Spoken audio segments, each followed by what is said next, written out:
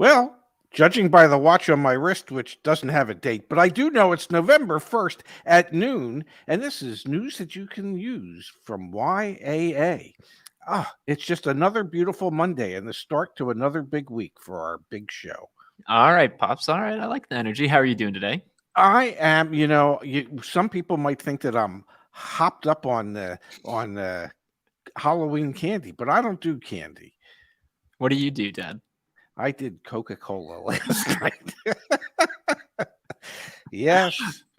Pops, today we are going to cover a few topics. Primarily, we're going to focus our attention on the chip shortage. We've got some new data. We had all of the Q3 earnings reports from the dealers, the automakers. We've got a lot of interesting insights on the chip side of things. So we're going to dive into that. And it's pretty interesting what's going on. Then we're going to touch on $20,000 cars. Can you wave goodbye to them, Dad? Because they are gonzo. Bye-bye. So there are 7 vehicles you can buy for under $20,000. Can I say one thing before I remember in 1977 when I started in the car business, and I was at a Nissan store, and we sold what was, well, at that time, okay, it was Datsun, and we had the Honeybee. And the Honeybee was a B210. It was yellow, and it had like bee wings on the side that said Honeybee. And if I remember correctly, the list price was like under $1,800. Okay. It was like $1,797. It must have had $12.17 worth of markup built into it. But now, today, like you were saying, there's only 7 vehicles that fall into the category of under 20,000. Who the hell's supposed to buy these cars? We're going to dig into it. Because I also then did a bit of an investigation and put it back on the YA website. You can't actually find any of them spec'd at under $20,000. So I did some research to find them out of inventory. Not that much.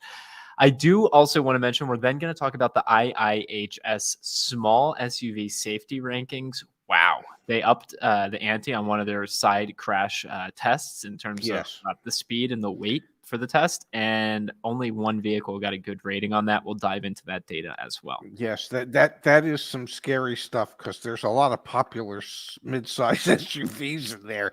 And, well, I don't know, if it were me driving, I'd do everything to have a head-on collision instead of getting hit on the side. And Pops, before we jump into the chip shortage data, we've got from MPGXSVCD, who's joined us here live on YouTube. We're also live on Twitch, Facebook Live as well. My Carvana offer went down about $1,000 from last week. Could it be used car prices have finally peaked? I'm going to just wave the flag and say we'll be doing a used car market update tomorrow. We have the latest data from Black Book. And we've noticed in the past that Carvana offers at the beginning, or when a month changes, can drastically change. Like when their when the month changes and their business objectives change, can be totally different than the prior month. And then it kind of like evens out throughout the month. Yeah, I wouldn't be surprised if a week from now or 2 weeks from now, your offer from Carvana is right back up or above what it had been last week. 2 more comments, and then we're hopping into the chip shortage update. Nathan says, dude, I want that shirt. Both of these shirts are for sale on our Teespring. I don't know, like, if someone in the chat knows where our Teespring URL is, please put it in the chat. I don't know where it is. I'm so bad at merch. But anyway, thank you. Or if it's a taxable, my dad's wearing, if it's taxable, it's negotiable. It's looking good. And then DeMarquis Black. Hello, guys. Saved money again on a car thanks to you all. I also bought a service contract from YAA and saved even more money. I even had a great convo with Miss Kimberly Klein. Thanks. Well, you're welcome. The only thing I didn't like about that comment was the fact that he's a Dallas Cowboys fan, but that's okay. I still love the folks in the Dallas area. Exactly. All right, Pop. So there were 2 articles in automotive news this morning that I thought we could dive into on the chip shortage front. Okay. Absolutely. First, let's just start with the raw numbers. Okay. I like it raw. Give me the numbers. Nearly 9 out of every 10 vehicles cut from global production plants. We're going to have to let someone know plants. Last week were from North American plants. So last week, Dad, 63,000 vehicles were trimmed from production worldwide. 9 out of 10 of those were here in North America, 56,000. Yep. That's not That indicates to me that the domestic manufacturers in this country still haven't figured out exactly how to navigate this chip shortage. Which, did you And see that other headline? I didn't queue it up for today's show, but it was something along the lines of like Detroit's big three know how to handle the chip shortage, and it's like, what are you talking about? yeah, yeah, Let me no, see if they I can don't. find it. Yeah, here it is. Detroit three learning how to live with chip shortage. It's like, Yeah, yeah, no. you know what they're learning how to do? Build a lot less cars and provide their dealer body with a lot less inventory to sell from. That's what they've learned how to do. And like, it's not working. We saw earnings from last week, which were down. GM's net profit, net income was down 40%. It was just a few weeks ago, Dad, that globally 200,000 vehicles were cut from production. And it's important to note that European factories didn't suffer any losses last week. It was just in North America and in Asia. And again, 9 out of 10 vehicles lost in production due to the chip shortage last week were here in North America. Yes, it's unfortunate the chip shortage, which is real, is still going on. There doesn't seem to be there seems to be more warnings from manufacturers and dealer personnel And the that dealer one's the one I really want to hit on here in a moment. yes, they seem to understand that this could last throughout all of 2022 and perhaps even into 2023. So it would indicate to me that to some degree the manufacturers are leveling a little bit with their dealer bodies, a little bit, Which not a then lot. which then there in this other article that again didn't queue up, so sorry to do this to you, Pops. But I mean, there's a quote here. This is from that article, which is Detroit Big Three, Yes, learning how to live with chip shortage. Ford predicting increased volume in the final months of 2021 raised its full year guidance for earnings and said it would pay shareholders a 10-cent quarterly dividend for the first time since the pandemic began. GM this week plans to resume production of the Malibu for the first time since February, an indication that its chip supplies are stable enough to build even its lowest priority vehicles. And Stellantis reported 14% lower revenue, but reaffirmed its full year profit margin guidance while predicting a moderate improvement on chip supply through the remainder of the year. Juxtaposed with, Dad, we have the leadership from AutoNation, Penske, Group One, all saying, hey, this looks really bad. yes. Like, that's this other article here is, help me make sense of this, Dad. We've got all the OEMs saying to Wall Street, we're good. And then you have all the dealer groups saying we've made the most money we've ever made, but we're really scared. How the hell do you reason any of this? Well, they're really scared because they don't have the inventory to continue.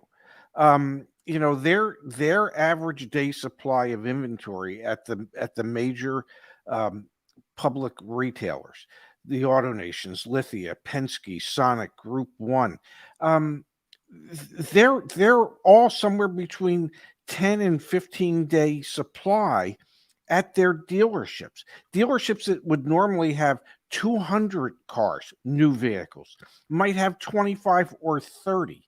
Well, if you are a new car franchise dealer, that's not sustainable. That doesn't sustain your business. Even though you're making more per car than you've ever made, if you are suddenly only selling 10% of what you normally were, you can't make enough per car to bring in the same type of revenues that you were in the past.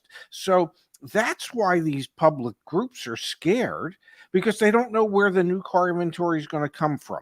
They're all scrambling to increase their used car businesses because they realize they have to. But somewhere along the line, their corporate partners, as the manufacturers like to see themselves, have to figure out how to mitigate the chip shortage, how to produce a greater number of cars so that these dealers can at least have maybe 50% of the inventory that they used to have so that I don't know, they can keep operating because at a certain point, if you don't have anything to sell, but you have people that want to buy it, that doesn't work. But I guess what I'm trying to get at, Dad, is there's mixed messaging, right? We looked at the Oh, data. It's yes. yeah, the mixed messaging is huge, right? We looked at the data. 9 out of 10 vehicles taken out of production this past week because of the chip shortage. We're here in North America. Yes. Okay. Then you have all of the automakers, the actual OEMs saying, hey, our profits are way down, our revenues are way down, but our guidance for the rest of this year is great. We're fine. We're going to do better than we even told you before. Then you have, the Mike Jacksons of the world, the CEOs and presidents of AutoNation, the Roger Penske of the world saying, hey, we like this and everything. We're making a ton of money, but like, we don't know how long it's going to last. And we're nervous about that. And one of the things that I found really fascinating from this article, let me pull it back up here, right here. Some retailers estimate that supply situation has hit its low point and will start turning from here. We only know as much as the OEMs provide us in terms of information flow on inventory, and that's a bit unpredictable right now. This is from Group One, which is one of the largest dealerships in the United States, president of U.S. and Brazil operations. But based on what we see, we think we're in a trough. Like, what the hell does any of that even mean? It's no one knows when it's going to get better, and everyone that we're talking to is starting to wave the flag and say it's not going to be anytime soon, like i.e. beginning of next year. We're not going to flip the calendar year and we're going to be set. Well, I would think that the vehicle manufacturers, they don't want to scare their investors. So they don't want to say, oh my God, we're going to wet the bed during the fourth quarter. We're not going to A, be able to produce cars, and B, be able to make any type of money. Oh, so we think we're going to project, okay, and that's all it is a projection. They're going to project that they're still going to hit what they set out at the beginning of the year to be their profit structures for the year. Well, they very well might not, but they don't want to panic their investors. They don't want to have a giant sell-off of their stocks. They don't want that to maybe happen until, what is it, the first quarter of next year when they report fourth quarter earnings. And I think my guess would be that they're hoping that they'll have a handle on this by then. I suppose they probably won't, but that's the hope. And the retailers, the public retailers, also have an obligation to their stockholders, and they're telling their stockholders a slightly different story, because they can't get straight answers from the manufacturers. So it's kind of like it's all happening in a vacuum. It's all happening in a mushroom farm in Kennett Square, Pennsylvania, okay, where it's dark, damp, and covered in poo. Okay, and that's the auto industry, both on the manufacturing end and the retail end of it at the moment. It's unfortunate but true, because there's just not enough information out there for anybody to really know what the heck is going on. Yeah, and so later this week, we should have, or maybe at the beginning of next week, updated inventory levels broken down by manufacturers, so stay tuned for that. Tomorrow, like we said before, we'll have a used car market update. And again, just to flash it on the screen here, the total breakdown of vehicles lost to production due to the chip shortage. The announced number is closing in on 10 million so far in 2021, expecting nearly 11 million for this year in terms of vehicles lost in production. So those are the numbers. We'll continue to keep track of them, and we have the data back on the YAA website as well. The links down below in the description of the video. And Zach, in that other article about the retailers, I believe there was a chart in there that showed the difference between day supply from last year to this year. And I just know that all the publics, the day supply was 10 to 15 days. A year ago, it was in the 40-day supply per retailer. Now, let's face it, a year ago is not the time that we should be comparing it to, because what you really want to compare it to was September 30th of 2019, pre-pandemic, which would give you a clearer picture as to what the normal inventory levels would have been or should have been expected to be for this year. But let's break it down though, Pops. It is on the screen right now. You can see it, right? Yeah, absolutely. Even I can read that. It's big enough for me to read it. Asbury's at a 12-day supply. A year ago was 47. AutoNation 10. Year ago 43. Group 1 14. Lithia 24. Penske 12. Sonic 10. Everyone a year ago was either 40 or 50 in terms of day supply. And even just a few months ago, the day supply has dropped considerably. Penske kind of like most precipitously of them all, from 26 Yes. down to 12 just since June, end of June. Now, Penske does include their operations out of England, out of the United Kingdom as part of that. But truth be told, the situation is the same or similar in Europe as it is to here at the moment. Yep. So let's switch gears here in just a second, Pops. We go live on Twitch. We don't understand it, but anytime there's a Twitch comment, we'll pull it up. Do you guys have a graph of total monthly inventory for major manufacturers? Days of supply can be a little misleading month to month.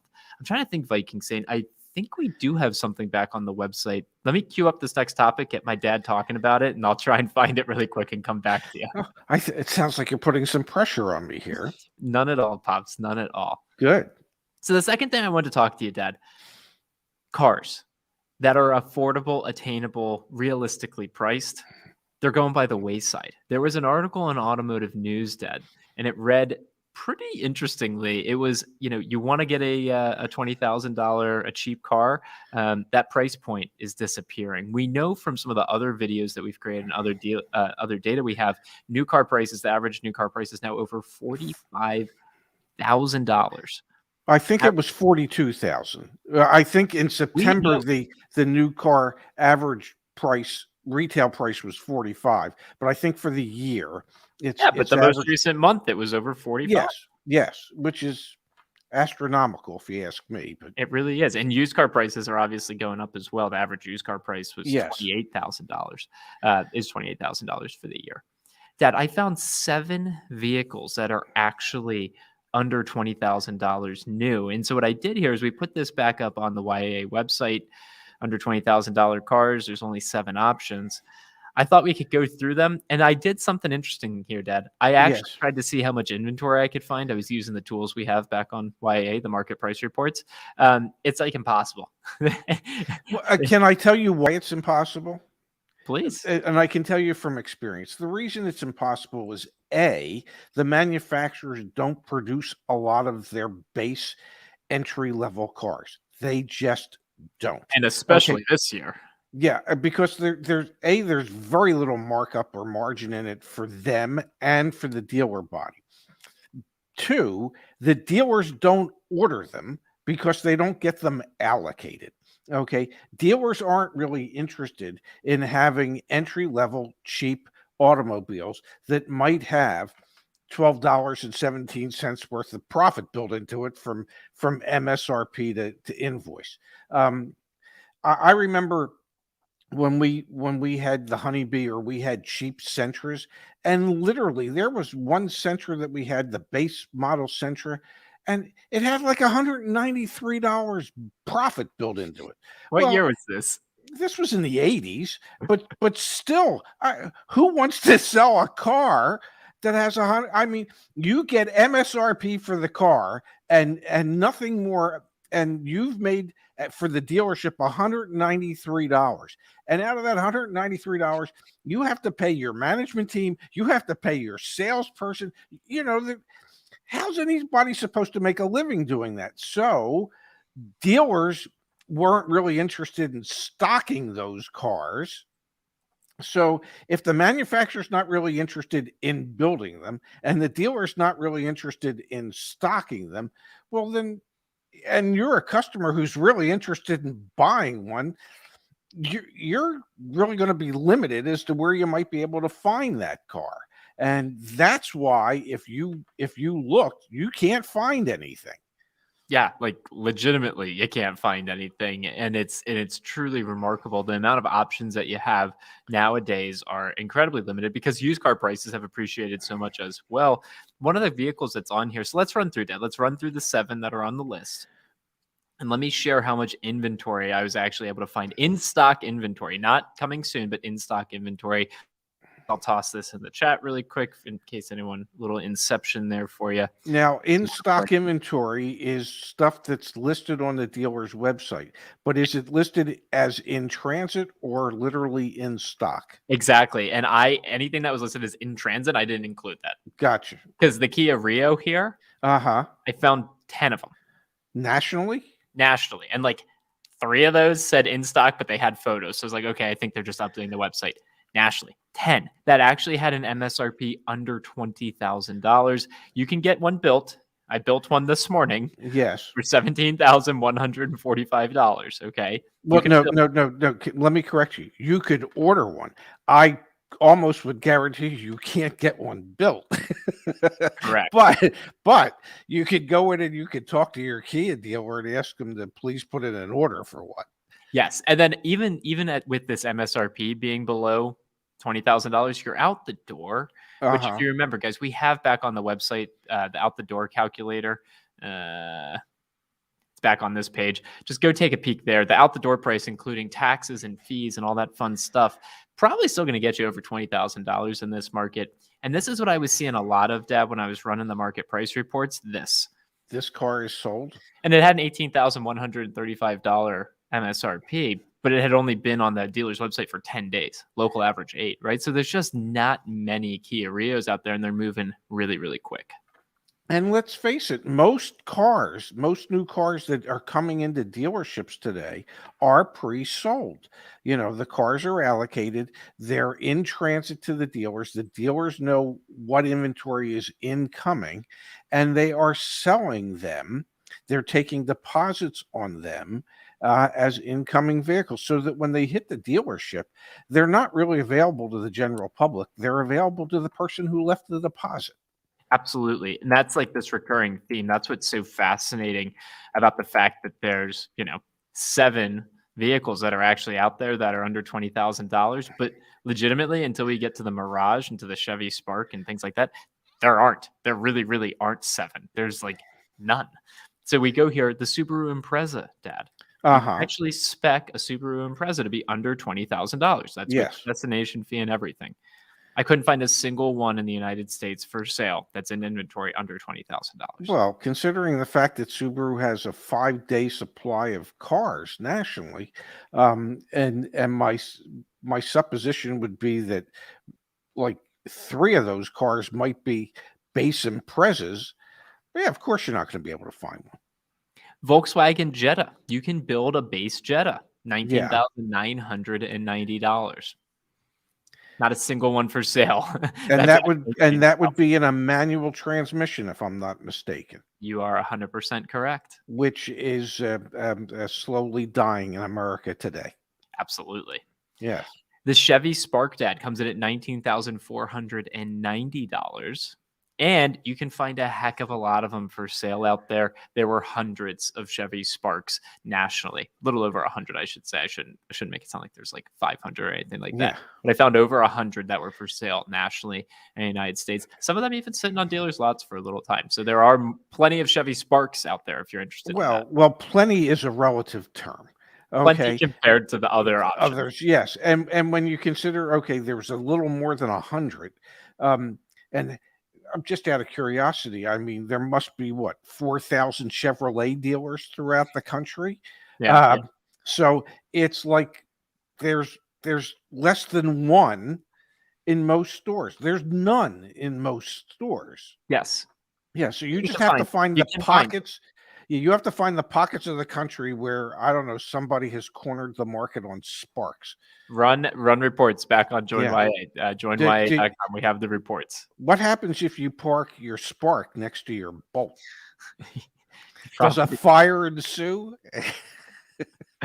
The Mitsubishi Mirage, Dad, which is as a used vehicle, Yes. has appreciated the most of all used vehicles so far this year. That's research from IC Cars, up over 50% in value from the beginning of this year. You can actually build one for $15,290. Yes, and you could probably buy a 1 or 2-year-old used one for the same amount of money. It's nuts. It's nuts. I found a ton of Mitsubishi Mirages for sale out there. Again, relatively speaking here, Yes. there's more than the Kia Rio, for example. So if you are determined to find something under $20,000, the Mitsubishi Mirage is certainly an option. The Hyundai Venue, Dad, $19,935. The Hyundai Venue is new for the 2020 model year, and it's like a little SUV thing. I mean, it's not like the most strong or most aesthetically pleasing, but under $20,000 for a little SUV. I'm impressed with Hyundai coming in at that price point.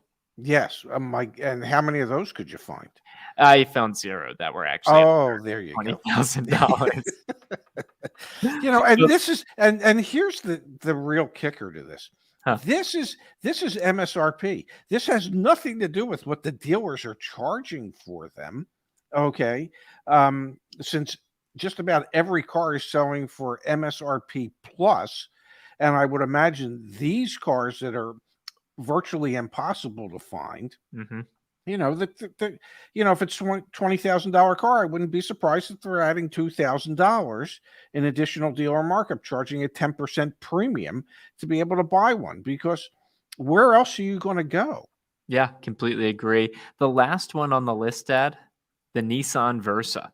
Another nice subcompact car out there, $15,955. I wasn't able to find too many Nissan Versas out there. It was only like a couple dozen in the United States that are actually for sale. So Nissan Versa is tricky to find out there. And it's just because Nissan hasn't been producing any. What I'm curious is Nissan going to come out with a new model called the Nissan Visa, and we could have the vice versa. We could end up having the vice Yes, versa. I remember years and years and years ago. I guess in the early '80s, they made a Nissan Stanza, and I was certain they were going to come out with the Sitza. Sits. Oh, because you're standing. Stanza, yes, yes. So you could either buy the Sitza or the Stanza. Yeah, I'd buy a um, Stanza. I'm sorry. A I'll be good now. So, Pops, final thing I wanted to touch on with you was the IIHS small SUV. Is this a really you've got to be kidding me segment, or are we just like disappointed in the news? Like, you tell me.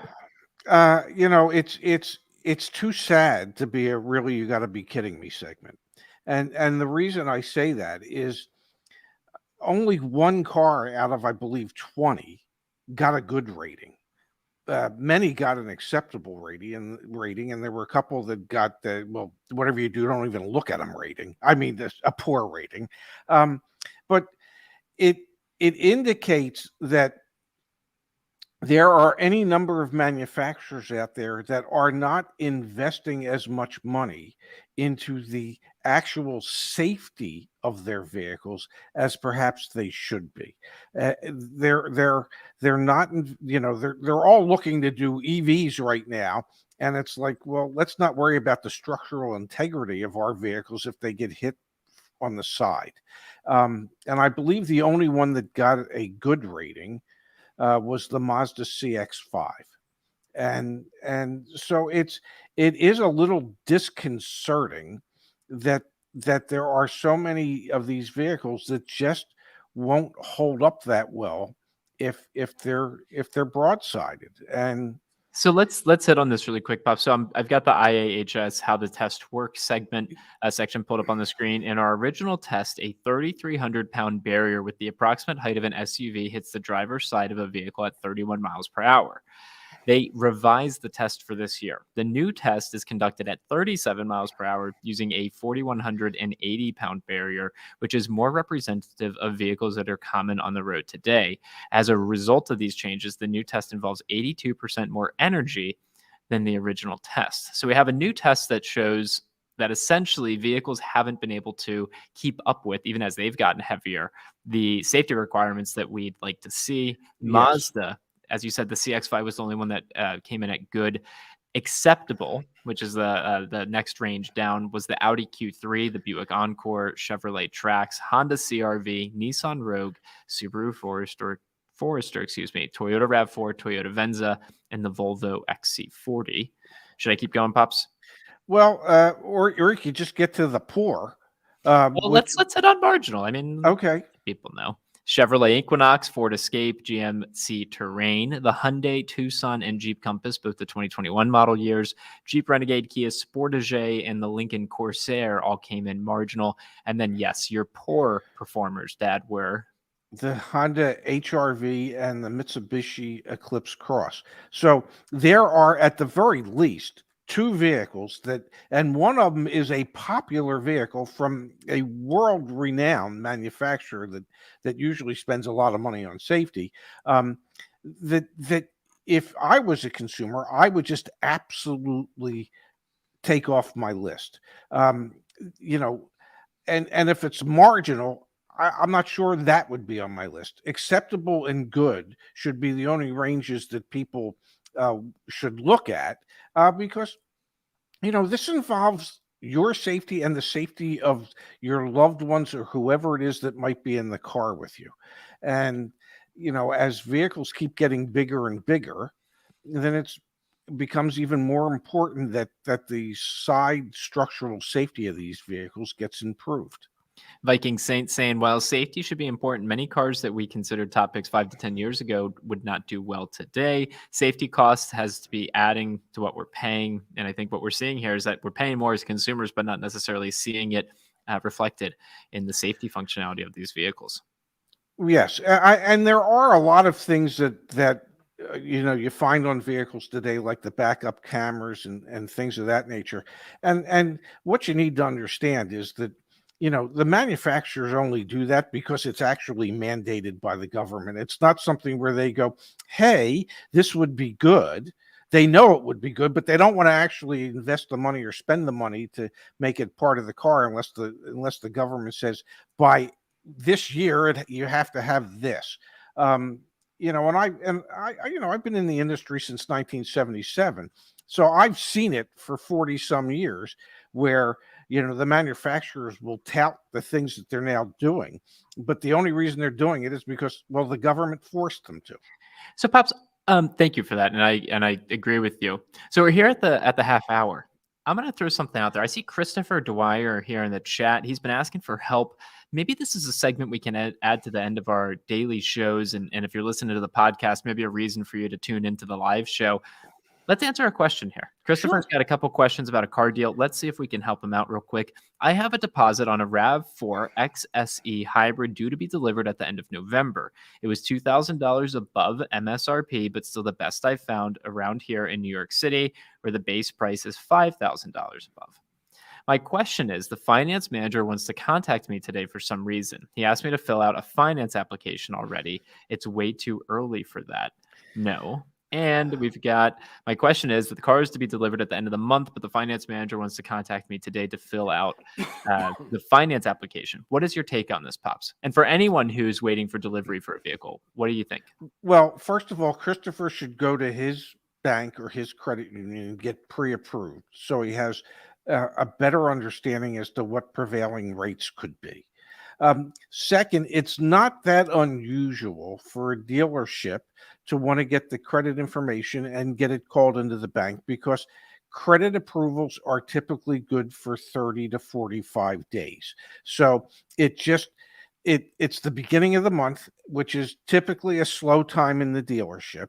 So the F&I manager is just being proactive and saying, "Let me get the information. Let me provide it to the bank. Let me get the approval, so I don't have to worry about doing this a couple days before the end of the month when this vehicle's due in, when we're typically busiest."